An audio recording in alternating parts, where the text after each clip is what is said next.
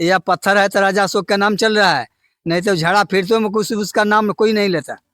बात समझ रहे हैं? तो आज भी उनका नाम जीवित है अशोक स्तंभ के नाम से। यही कहानी है। नमस्कार दोस्तों, आप लोग देख रहे हैं खबरें देश तक। मैं आपके साथ प्रदीप। अभी मैं मौजूद हूँ रामपुरवा अशोक स्तंभ के पास में। मैं इस अशोक स्तंभ के बारे में आप लोगों को जानकारी दूंगा और इस स्तंभ का जानकारी बहुत दिलचस्प है। आप लोग वीडियो में बने रहें। यहाँ इस स्तंभ में जो चीज है वह अशोक का जितना स्तंभ है वह कहीं नहीं मिलेगा, सिर्फ यहाँ पर वह मौजूद है। हम लोग जाते हैं और दिखाने का कोशिश करेंगे अशोक जो स्तंभ बनवाए हुए थे वह किस स्थिति में है, कैसा है, सारा चीज आप लोग को बताएंगे। अंदर जा रहे हैं जहां पर स्तंभ रखा हुआ है। यह देखिए, यह 2 स्तंभ, इतना जो आप देख रहे हैं यह पोर्शन तक यह जमीन के अंदर गाड़ा गया था और यह जमीन से ऊपर का पोर्शन है, लेकिन अंग्रेज के द्वारा इसको उखाड़ा गया था। और भी मैं आपको दिखा रहा हूँ, यह दूसरा स्तंभ है। यह दूसरा स्तंभ आप देखिए टूटा हुआ है, यह बीच से टूटा हुआ है। जब अंग्रेज इसको उखाड़ा तो अंग्रेज उखाड़ने के बाद उस लोग को यह लग रहा था कि इसके अंदर में सोना चांदी है, ठीक है, इसीलिए इस स्तंभ को नुकसान पहुंचाया गया है। और देखिए यहाँ पर कुछ लिपि है, हम कैमरामैन को कोशिश बोलेंगे दिखाने के लिए। देखिए यह लिपि लिखा गया है, यह आज तक कोई इसको पढ़ नहीं पाया है। अगर आप लोग इस लिपि को अगर समझ जा रहे हैं तो आप कमेंट में जरूर लिखिएगा, ठीक है। और मैं आपको एक बात बता दूं, इस जगह का खासियत यही है जो और सब जगह अशोक का एक स्तंभ है, बस रामपुरवा में अशोक का 2 स्तंभ है। इसके पीछे यह कहा जाता है जब महात्मा बुद्ध यहाँ पर आए, लुम्बिनी से होकर जब यहाँ पर आए थे, तो महात्मा बुद्ध के जो पिताजी जो थे वह उनको बहुत खोज रहे थे, लेकिन चारों तरफ नेपाल में चारों तरफ खोजने के बाद नहीं मिले। तो महात्मा बुद्ध के जो दोस्त थे, तो महात्मा बुद्ध के पिताजी बोले कि हमारे बेटा को कहीं से खोज कर ला दो। जब भटकते भटकते उनके दोस्त इस जगह पर आए तो महात्मा बुद्ध को बोले जो आपके पिताजी जो हैं, पिताजी और माताजी अन्न जल को त्याग दिए हैं और आप हमारे साथ चलिए।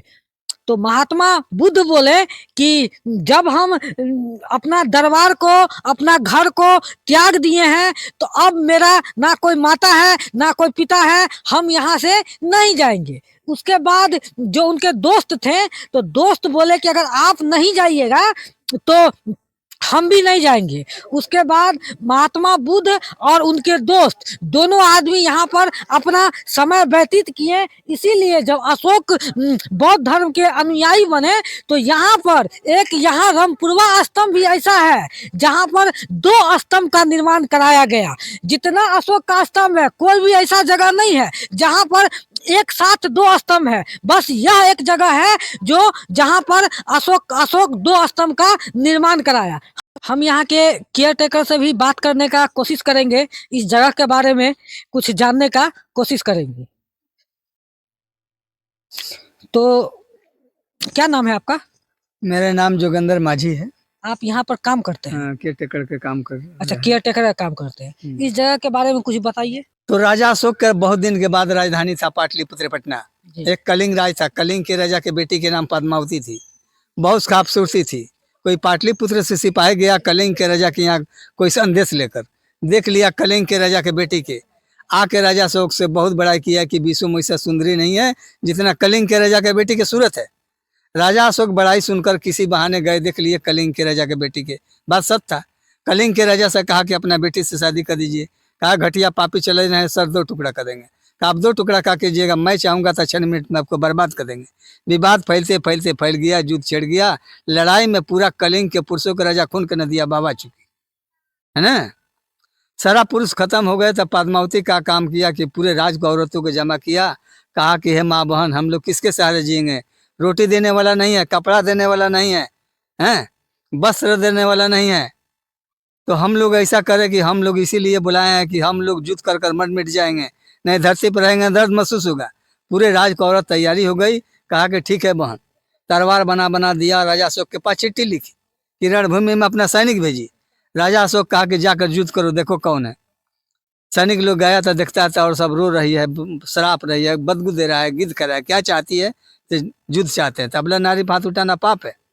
आप लोगों के भाई बंधु थे, बुलाइए। कह रहे पापी सब तो मारा गया, हम लोग किसके साथ जिएंगे, हम लोगों के मार डालू। कहा कि नहीं, ऐसा नहीं गलती कर सकते हैं। जाके राजा अशोक से कहा कि चलकर आप समझाइए, और नहीं तो आप का ऊपर हम लोग बर्दाश्त नहीं करेंगे, अबला नारी पर हथियार नहीं चलाएंगे। राजा अशोक गए, देख कर रणभूमि में कलेजा जो मचल उठा। पद्मावती के सामने सर झुकाया, कहा कि हे माँ बहन, जो गलती हो गया से हो गया, अब से ऐसा जिंदगी में कभी नहीं गलती कर सकते हैं। कहा कि जाओ पापी, कई जन्म तक ले तूने भोगोगे। वहां से शराब कर चल दिए। राजा अशोक इसके बाद जो है सोचने लगे, मैंने बहुत पाप किया, मेरा पाप प्रायश्चित कटेगा कैसे। तो विद्वान पंडित के पास गए। पंडित जी से कहा कि पंडित जी, मैंने बहुत पाप किया, मेरा पाप प्रायश्चित कटने के लिए उपाय बता दीजिए। पंडित जी ने कहा कि अपने यादगारी के लिए अपने नाम से कुछ रख दीजिए। कहाँ रखिए, जहाँ धार्मिक स्थल हो, धार्मिक जगह हो, कोई ऋषि महात्मा रहता हो। तो पता लगा कि कहाँ से भगवान बुद्ध ये तपस्या स्टार्ट किए हैं। तो घोड़ा पर सवार होकर ग्रामीण से तलाशते तलाशते आए कि कोई महात्मा इधर रहते थे। लोगों ने बताया कि हाँ यहाँ रहते थे, जरा चल कर बताओ। इसी जंगल में लाया, बताया, और यहाँ से देख के गए। पता लगा कि दोनों मित्र रहते थे, एक वहाँ रहते थे कि यहाँ रहते थे, है ना। अब मालूम नहीं है ये कहाँ चले गए। तो लौट कर चले गए, सोचते थे जो हम क्या रखे। रात को रहते थे पाटलिपुत्र, सुबह घोड़ा लेकर चल जाते थे चुनारगढ़ पहाड़ पर, क्या रखे क्या रखे। वही पहाड़ दिखाई दिया चुनारगढ़ के, और पूरे राज को आदमी की भिरवाए, कटवाए, बनवाए, और हाथी दोबारा घिंच घिंच के लाया गया है। लाकर गड्ढा मार कर, गड्ढा में पूजा पाठ करके, गड्ढा में सोना चांदी रख कर, यहीं से अशोक स्तंभ खड़ा करना स्टार्ट किए। भगवान बुद्ध यहाँ से स्टार्ट किए। तो कलिंग युद्ध के पाप प्रायश्चित कटने के लिए अपने नाम से अशोक स्तंभ नाम रखा। पंडित जी ने कहा था कि अपने नाम से रखिएगा, तो इसको नाम, पत्थर के नाम अशोक स्तंभ रखा। आज ये 2500 वर्ष हो रहा है। यह पत्थर है तो राजा अशोक का नाम चल रहा है, नहीं तो झाड़ा फिरतों में कुछ उसका नाम कोई नहीं लेता। बात समझ रहे हैं। तो आज भी उनका नाम जीवित है, अशोक स्तंभ के नाम से। यही कहानी है। अब भला बुरा गलती होगा तो माफ कीजिएगा। ये पत्थर कहाँ से आया हुआ स्तंभ में? चुनारगढ़ पहाड़ से काट के आया है, बन के आया है। हाँ, इधर का ये सीमेंट या बालू छड़ी नहीं है। जितने स्तंभ है, 7 स्तंभ, यह सब चुनारगढ़ पहाड़ से काट कर बन के, जहाँ जहाँ भगवान बुद्ध ठहरे हैं, यहाँ ठहरे लौरिया, राज केसरिया, कोल्हुआ, वैशाली, राजगीर, नालंदा, बोध गया, वहाँ है। कहीं छोटा है, कहीं बड़ा है। ये नहीं है कि एक के समान सब नहीं है, कहीं इतना बड़ा है, कहीं इससे बड़ा है। ऐसे ही जो है बड़ा मध्य में ये तीनों को दिखाई दे रहा है, 4 गो। ठीक है, चलिए बहुत बहुत धन्यवाद। यह बात एकदम इतिहास में कहा गया है, लिखा गया है। जो अशोक का जो धर्म परिवर्तन किए, जब कलिंग युद्ध के बाद अशोक का हृदय परिवर्तन हो गया, उसके बाद वह बौद्ध धर्म का अनुयायी बने। अनुयायी बनने के बाद बनने के बाद वह जहाँ जहाँ महात्मा बुद्ध का, जहाँ जहाँ रुके थे, चाहे जहाँ जहाँ महात्मा बुद्ध का कुछ अवशेष था, वहाँ वहाँ वह स्तूप का निर्माण करवाए। यह कहना चाहेंगे कि यह जो क्षेत्र है वो आर्कोलॉजिकल सर्वे ऑफ इंडिया के अंतर्गत आता है, केंद्र सरकार के अधीन यह जगह है। हम आर्कोलॉजिकल सर्वे ऑफ इंडिया से अपील करेंगे कि इस जगह का रख रखाव में अभी भी बहुत सारा कमियां दिख रहा है। यह एक ऐतिहासिक स्थल है, इसको अधिक से अधिक मेंटेन करें, क्योंकि यहाँ पर देश विदेश से लोग यहाँ पर घूमने के लिए आते हैं। और यहाँ का तो एक और खासियत है, यहाँ पर 2 स्तंभ है अशोक का। कहीं भी अगर स्तूप का निर्माण करवाया है तो हर एक जगह एक है, लेकिन रामपुरवा स्तूप, लेकिन रामपुरवा में जो स्तूप है, यहाँ पर 2 स्तूप है। यह अपने आप में खासियत है। अशोक के द्वारा जितना स्तूप का निर्माण कराया गया, जहाँ जहाँ कराया गया वहाँ पर एक स्तूप है, लेकिन यहाँ पर 2 स्तूप है। हम मांग करेंगे आर्कोलॉजिकल सर्वे ऑफ इंडिया से, आप इस जगह का रख रखाव में ध्यान दें और इसका अधिक से अधिक विकास करें, क्योंकि यहाँ पर जो पर्यटक जो आते हैं उसका संख्या में वृद्धि हो। और मैं एक चीज और कहना चाहूंगा, यह जो केयर टेकर हैं 1990 से यहाँ पर जॉब कर रहे हैं।